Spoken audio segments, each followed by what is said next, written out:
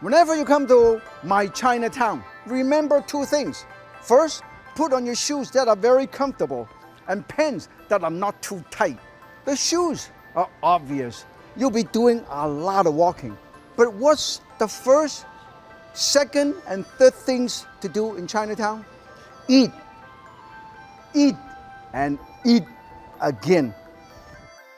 I hope you haven't left your appetite home. And with all that food tasting, you don't want to be a prisoner in pants that are too tight, right? You can't be the galloping gourmet if you can't gallop. And what better way to start off my Chinatown eating tour than a little light-hearted treat, dim sum, light touch of the heart. So many ways to touch your heart. You see that? Talking about it, I'm getting hungry. What do we have here? Take a look at what do we have here. Look at that. Wow, amazing. Chef, owner, Miss Mac. Now, you look at this. This is my childhood favorite. Ha Gao, shrimp dumpling. Siu Mai, pork dumpling with some topiko. And then, my favorite, steamed, hot, warm, fluffy, steamed barbecue pork bun, char siu bao. Oh, what is this here?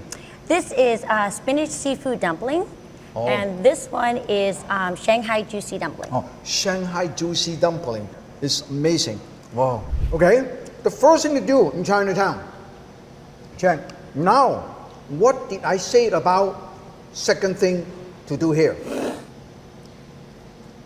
I know what some of you are thinking. Doesn't this get boring? Eating and eating and eating? Let me ask you this. Do you get bored with oxygen? If variety is the spice of life, my Chinatown is one hot and spicy place. Within these 24 blocks, there are more than 80 restaurants representing every corner of China. So the answer to your next question is no. We don't get bored with eating Chinese food all day long. Think of San Francisco Chinatown as one of the world's biggest Chinese food court. If you try one restaurant each day, it's going to take you close to 3 months to try them all. My approach is the dim sum approach. If you like a dish, order it again next time. If you don't like it no big deal. There are 80 others to try. And if you think that you have already tried all the Chinese dishes, hey, you probably miss a lot. Come and see my good friend, Mrs. Lam. Lucky Creation, one of the very few vegetarian restaurants in my Chinatown. All these dishes have one thing in common. They're all vegan, which makes this place stand out among all others.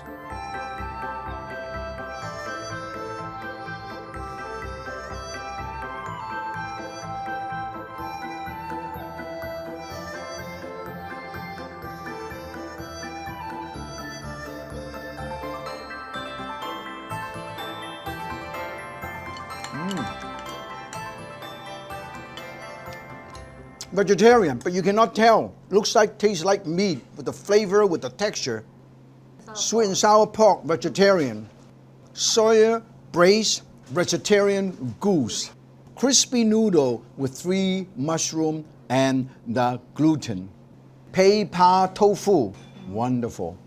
Dry bean curd sheet roll with bok choy and shiitake mushroom. Vegetarian stir-fry rice noodle without beef. This is the appetizer plate with a curry and barbecue pork, barbecue duck. Now this is interesting. This is actually a mushroom. Look at that. This is mushroom and braise it with broccoli and mustard green. And underneath is tofu. And then finally, vegetarian lemon chicken is amazing. So, Mrs. Lam said that he opened this restaurant 2 reasons. One, they actually are Buddhists. And Buddhists are vegetarian. Like my mother's also a Buddhist.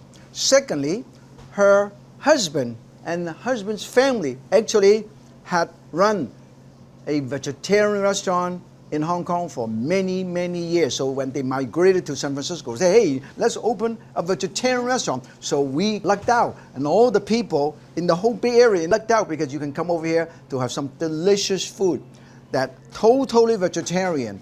Okay? So this way, you can eat healthy and you can have your philosophical conviction. Absolutely delicious. So, how are your pants holding up? You ask me. You know what? It's getting tight.